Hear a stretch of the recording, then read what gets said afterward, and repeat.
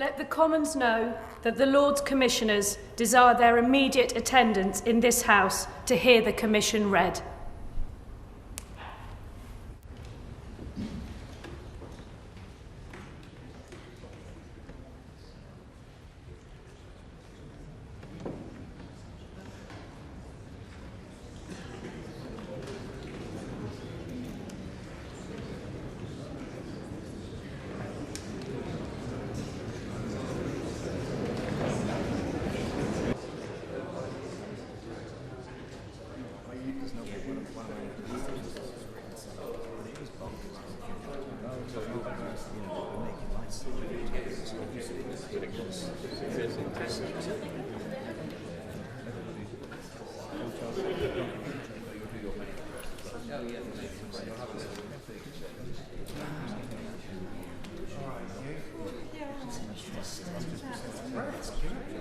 Close the door!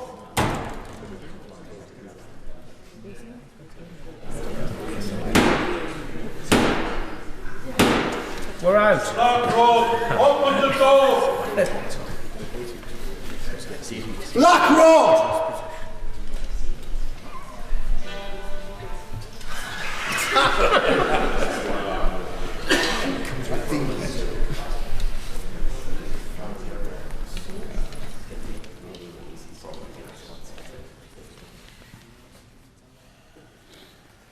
Mr. Speaker, the Lords, who are authorised by virtue of Her Majesty's Commission to declare her royal assent to acts passed by both Houses and to declare the prorogation of Parliament, desire the presence of this Honourable House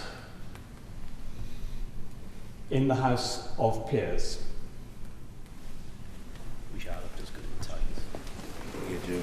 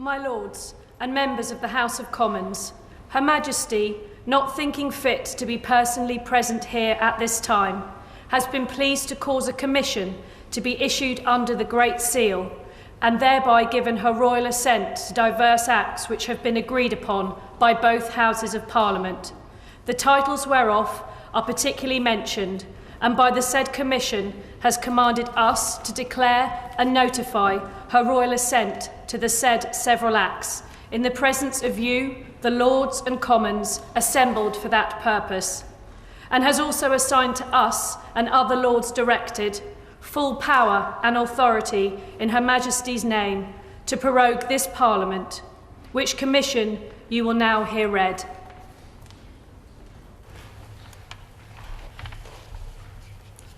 Elizabeth II, by the grace of God of the United Kingdom of Great Britain and Northern Ireland, and of our other realms and territories, Queen, Head of the Commonwealth, Defender of the Faith, to our right trusty and right well-beloved, the Lords spiritual and temporal, and to our trusty and well-beloved, the knights, citizens and burgesses of the House of Commons in this present Parliament assembled, greeting. For as much as in our said Parliament diverse acts have been agreed upon by you, our loving subjects, the Lords spiritual and temporal, and the Commons, the short titles of which are set forth in the schedule hereto, but the said acts are not of force and effect in the law without our royal assent. And forasmuch as we cannot at this time be present in the higher house of our said Parliament, being the accustomed place for giving our royal assent to such acts as have been agreed upon by you, our said subjects, the Lords and Commons, we have therefore caused these our letters patent to be made, and have signed them, and by them do give our royal assent to the said acts, willing that the said acts shall be of the same strength, force and effect as if we had been personally present in the said higher house, and had publicly and in the presence of you all assented to the same.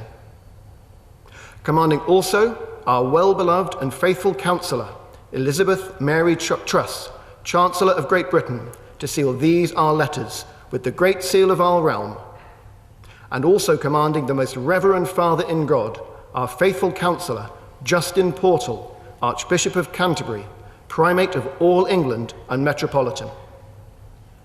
Our well-beloved and faithful counsellors, Elizabeth Mary Truss, Chancellor of Great Britain, Peter Norman, Lord Fowler, Lord Speaker, Natalie Jessica, Baroness Evans of Bowes Park, Lord Privy Seal, James Arthur David, Lord Hope of Craighead, Richard Mark, Lord Newby,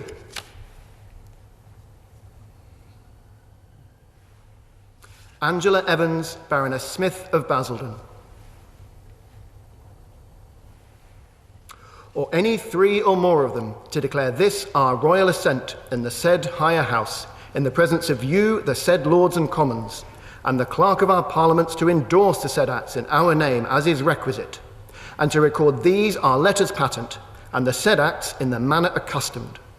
And we do declare that after this our royal assent, given and declared as is aforesaid, then and immediately the said act shall be taken and accepted as good and perfect acts of Parliament, and be put in due execution accordingly.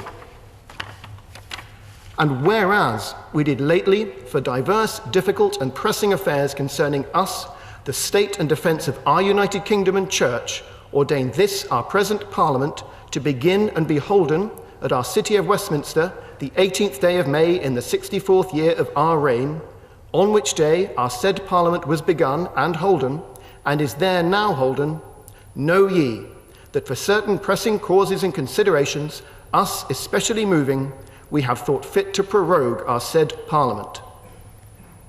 We therefore, confiding very much in the fidelity, prudence and circumspection of you, our commissioners aforesaid, have by the advice and consent of our council assigned you our commissioners, giving to you, or any three or more of you, by virtue of these presents, full power and authority in our name, to prorogue and continue our present Parliament at our city of Westminster aforesaid, from Thursday the 27th day of April, or Friday the 28th day of April, until and unto Tuesday the 2nd day of May, there then to be holden. And we command you that you diligently attend the premises and effectually fulfill them in manner aforesaid. We also strictly command all in singular, our archbishops, bishops, lords, baronets, knights, citizens and burgesses, and all others whom it concerns, to meet at our said Parliament by virtue of these presents, that they observe, obey, and assist you in executing the premises as they ought to do. In witness whereof, we have caused these our letters to be made patent, witness ourselves at Westminster, the 27th day of April, in the 66th year of our reign, by the Queen herself, signed with her own hand.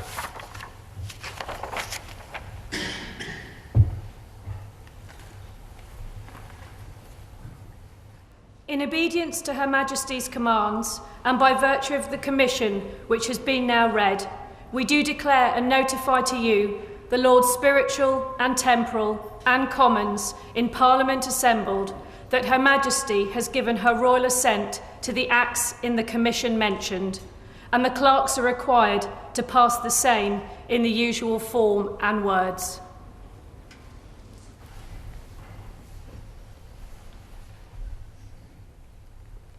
Finance Act.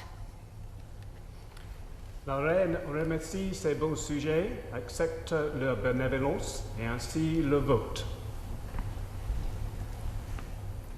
Parking Places Variation of Charges Act.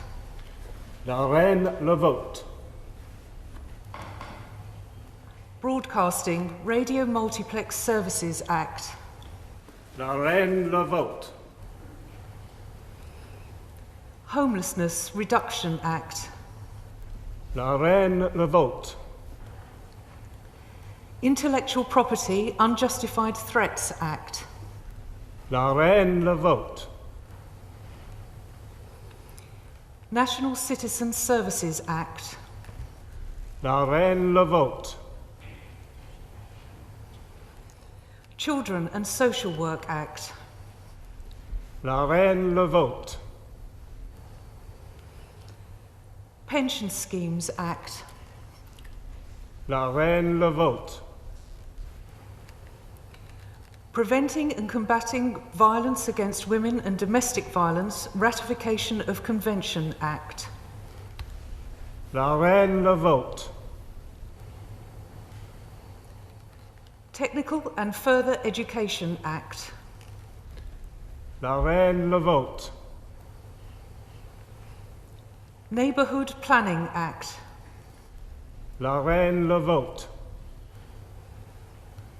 Bus Services Act. La Reine le vote.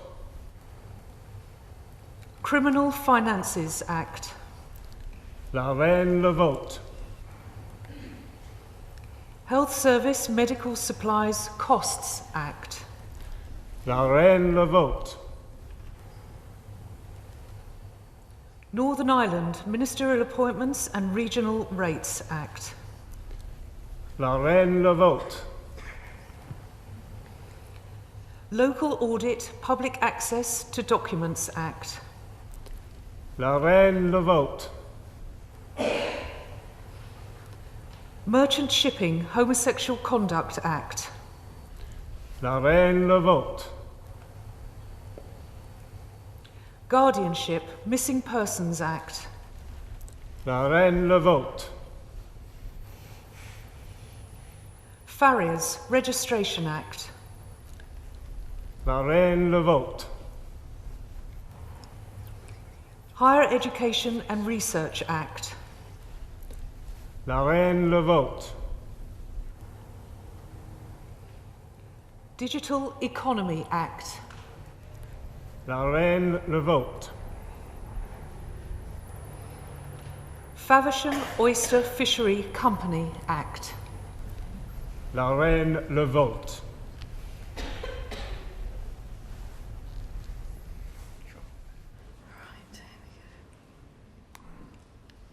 My Lords and members of the House of Commons, we are commanded to deliver to you Her Majesty's speech in Her Majesty's own words. My Lords and members of the House of Commons, my government has pursued a programme that has delivered stability, security and strong leadership and begun the task of making Britain a country that works for everyone. My ministers have brought forward measures to build a stronger economy, a fairer society and a more united nation, while also acting to counter threats to national security and to build a more outward-looking global Britain. The defence of the realm has remained an utmost priority for my government. Legislation was passed to ensure that law enforcement, security and intelligence agencies have the necessary powers to disrupt terrorist attacks within a framework of robust oversight. My government has continued with a programme to reform the criminal justice system. New legislation passed in this session will help to make the police and fire service still more capable, efficient and locally accountable. Building on the success of last year's London Anti-Corruption Summit, legislation was introduced to strengthen powers to tackle money laundering, seize criminal assets, and combat terrorist financing.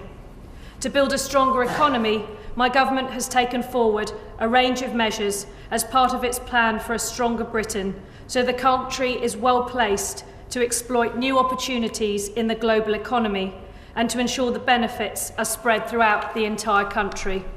To ensure that the United Kingdom remains a leader in developing new technologies, draft legislation was published setting out a new framework to support the growing commercial spaceflight industry. To foster innovation and to support the creative industries, legislation was enacted to reform the law on intellectual property. My ministers have continued to prioritise investment in infrastructure projects to ensure that the economy and local communities can continue to grow and prosper. Legislation has been passed to support the building of a high-speed railway from London to Birmingham and to allow for better local bus services in England. My government has also legislated to ensure that all households can access fast broadband and allow new telecommunications infrastructure to be rolled out across the nation. Legislation has been passed to give communities more control over housing developments in their area. To build a fairer society, my government has brought forward measures to protect the most vulnerable and to drive greater social reform so that every child has the chance to make the most of their talents. To this end, legislation has been passed to enable a world-class technical education system that will provide opportunities for all young people. Legislation has been passed to improve children's social care in England and to put the National Citizen Service on a permanent footing. My government also supported legislation to tackle the scourge of homelessness and domestic violence. Provision has been made to help the lowest income families save for the future with a new Help to Save scheme, to help young people save for the long term with a lifetime ISA, and to protect pension schemes. In recognition of the important role charities play, legislation has been enacted to help charities and community amateur sports clubs by simplifying the Gift Aid Small Donations scheme. A new act will enable the National Health Service and the taxpayer to secure better value for money from the growing cost of medicines. To build a more united nation, my government has made it a priority to strengthen the union between all parts of the United Kingdom. Legislation was passed to establish a long-term devolution settlement in Wales, and, in England, significant new powers have been devolved to directly elected mayors. My government has taken steps to enable the resumption of devolved government in Northern Ireland when an agreement is reached between political parties to form an executive. To deliver the result of the 2016 referendum, Parliament approved legislation allowing the United Kingdom formally to signal its intent to withdraw from the European Union. My government has worked to ensure that a global Britain plays a leading role in world affairs and provided assistance to British citizens overseas.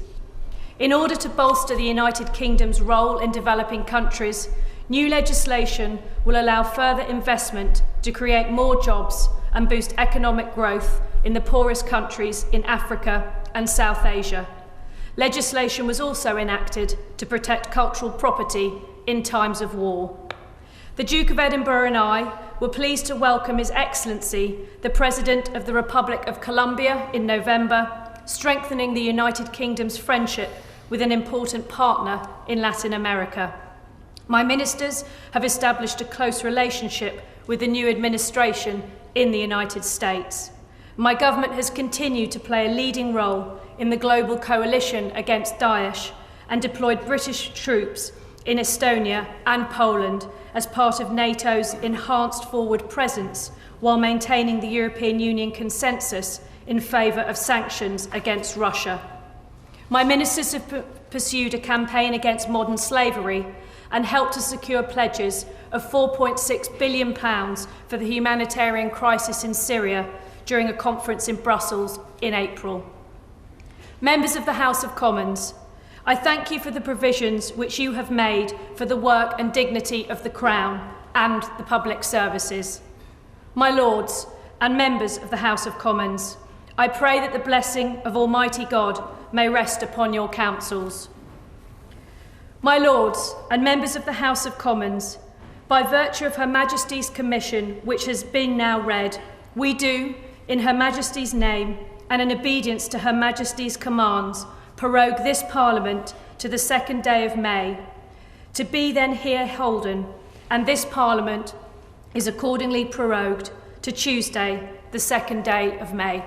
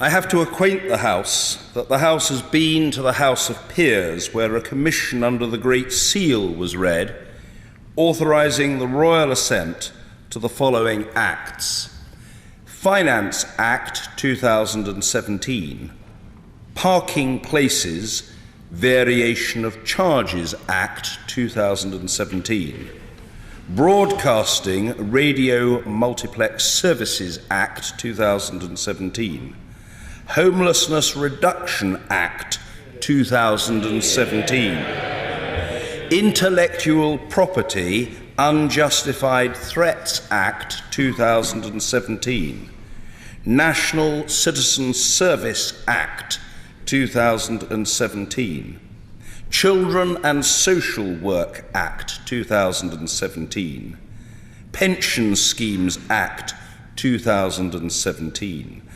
Preventing and Combating Violence Against Women and Domestic Violence, Ratification of Convention Act 2017, Technical and Further Education Act 2017, Neighbourhood Planning Act 2017, Bus Services Act 2017, Criminal Finances Act 2017, Health Service Medical Supplies Costs Act 2017, Northern Ireland Ministerial Appointments and Regional Rates Act 2017, Local Audit Public Access to Documents Act 2017, Merchant Shipping Homosexual Conduct Act